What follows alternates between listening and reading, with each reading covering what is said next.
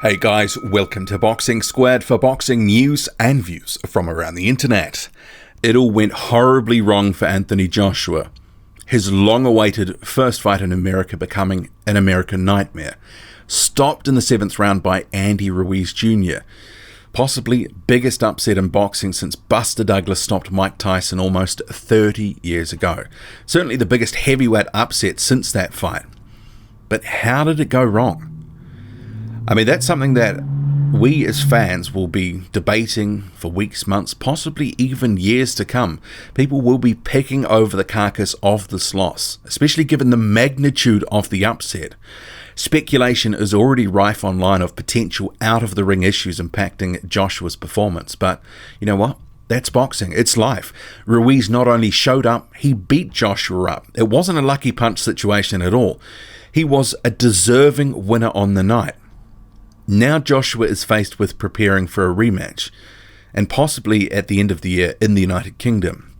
Joshua himself, he's described this loss as a minor setback, which in my view is understating the situation to say the least.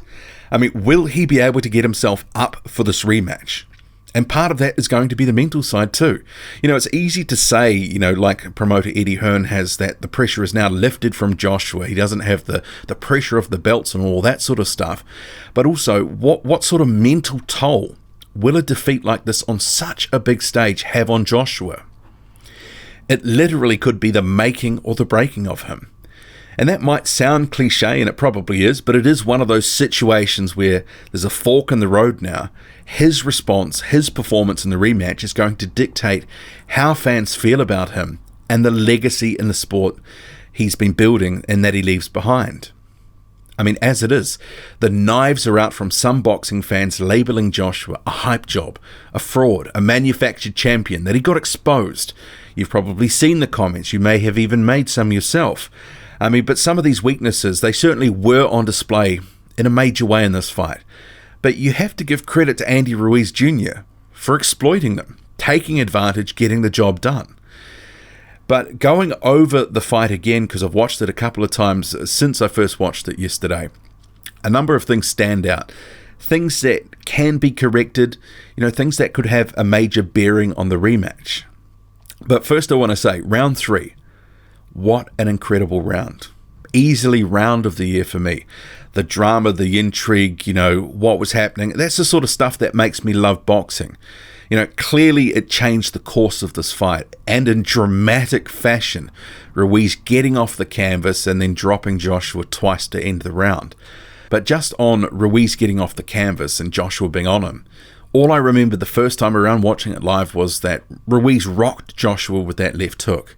But on watching it again, Joshua did actually nail him with some pretty heavy shots when he first came in for the kill. But that was what opened him up to getting hurt here. But two things, Joshua underestimated how hurt that Andy Ruiz Jr. was. But not only that, we found out how good Ruiz's chin was. He got hit with some heavy shots. And I said ahead of this fight, it would need to be an ironclad chin. And it proved to be. Joshua's eagerness, though, that clearly, influenced, what happened there. It was a pivotal moment in the fight. He got into a firefight with Ruiz, who wasn't as hurt as Joshua thought, and it proved to be the beginning of the end. In later rounds, when Joshua had success with a solid punch, he did the same sort of thing, as he did in round 3. He would look to jump in on Ruiz immediately, trying to take advantage, trying to finish him off, try to really land something of note. But that ended up being a massive mistake because he would end up getting countered himself. So I think for a rematch, I don't think we're going to see Joshua being as nearly gung-ho. I don't think we'll see him launching in every time he has a bit of a success, because that's what it felt like in this fight. This fight proved it was a cautionary tale. If you go in and Ruiz isn't actually as hurt as you think he is, then he can actually clip you, he can put you down, and we know that Andy Ruiz Jr. can hurt Anthony Joshua. In general, what was clear as well in this fight was that the bigger man with the significant reach advantage got outboxed, didn't use his natural advantages. He was unable to keep Ruiz at the end of his jab, and Ruiz was closing the distance with relatively few issues and having success when he was getting in close. And part of the issue was that Joshua's usually reliable jab, it vanished for the most part as the fight wore on. His ability, because he wasn't using the jab, it diminished. He wasn't able to set up his punches, get away some of his best work. And as a result as well, his ability to manage the range wasn't as good as it has been in previous fights. He was looking for hooks too much early on, something that Rob McCracken, his trainer, was imploring him to stop throwing. Go back to the 1-2. Set up your shots off the 1-2. So I would expect they'll be looking for a much more disciplined boxing effort in the rematch, trying to maximize Joshua's height and reach instead of giving it up. But, tied to all of that as well will be Joshua's head movement. Wasn't great, was it? Hands also were dangerously low.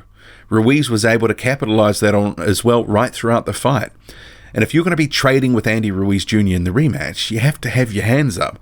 There has to be head movement, and you can't be going back in straight lines because Ruiz was catching Joshua as he was going back in straight lines. And sure, Joshua may have never fully recovered after being clipped that first time in round 3, but he never fell back to the basics. Often when a fighter gets hit and hurt, they sort of, go into defensive mode. They fall back on their basics. Stuff that Joshua can do, we've seen him do in the past, but he didn't do anything like that to try and minimize his shortcomings. And I guess as well, this whole situation with him being put down 4 times, it raises the question again about how good is Joshua's chin. He's going to need to be way more defensively responsible and on point with his boxing in the rematch, especially if there are questions about that chin. Didn't really defend himself as he should have in this first fight. But heading into it, there was a lot of pressure on Joshua to deliver a knockout, a statement performance. There was the glitz, the glamour, fighting in America, on DAZN, career high payday. He'd been in Miami training, all sorts of stuff associated with this fight and expectations after Wilder's knockout. I think some of that probably influenced his performance and the way he fought and the risks that he was willing to take. But, for the rematch, I think style points will need to go out the window. He has to be prepared to work hard, to try go 12 rounds if he has to, and work to a decision.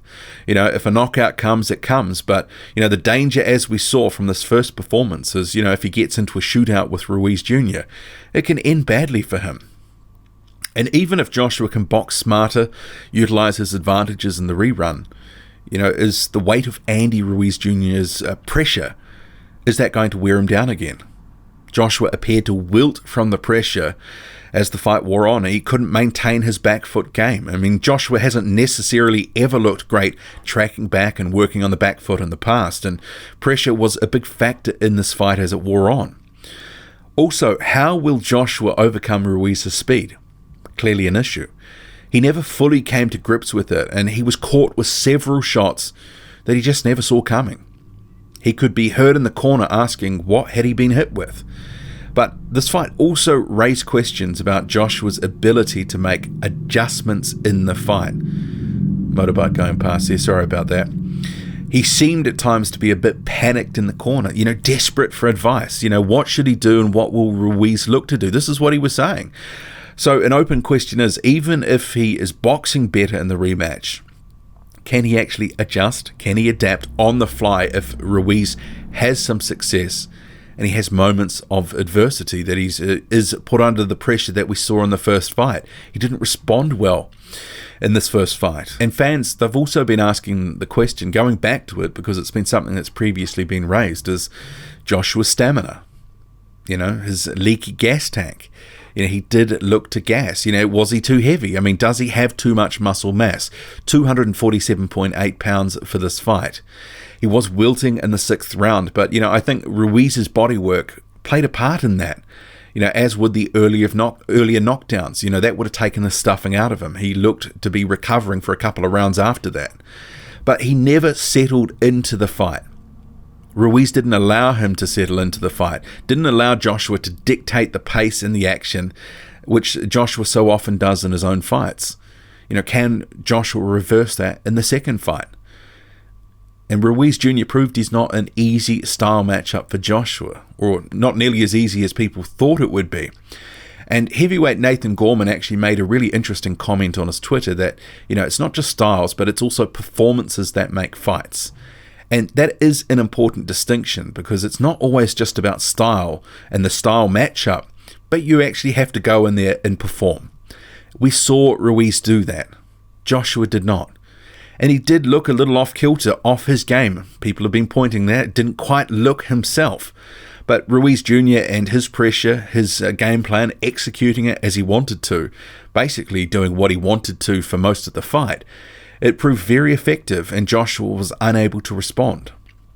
But Dave Allen, he made an interesting comment too on his Twitter, that Joshua fought like a man who's been getting beaten up in sparring.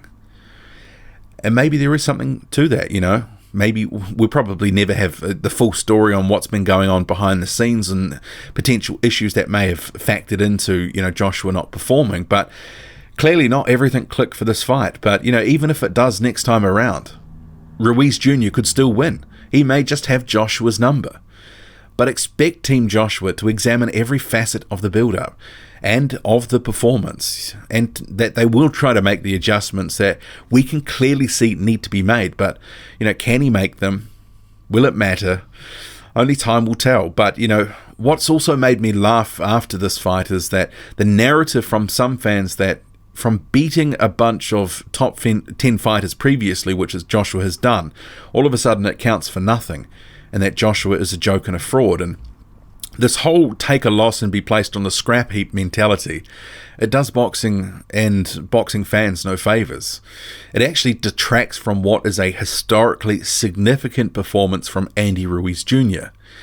Nothing is guaranteed in boxing, especially heavyweight boxing, as this fight proved. And, you know, the rematch, it's going to be an event to look forward to, and not only because of what Joshua might be able to do, but what can Ruiz do? What sort of adjustments will he make? He will know what Joshua will probably be coming in a bit more cautious and cagey next time, trying to rely more on his boxing, that it may go the full distance or potentially has the potential to go the full distance. So with a full training camp behind him, he could actually come in and do something different the second fight and stun Joshua again. So he will be prepared for battle, and I'm sure Joshua will probably be better the second time around, and it's going to be an interesting fight. What do you make of it all? Drop a comment, loud and often. Hit like, hit subscribe, follow me on Twitter, boxing_squared. I'm out.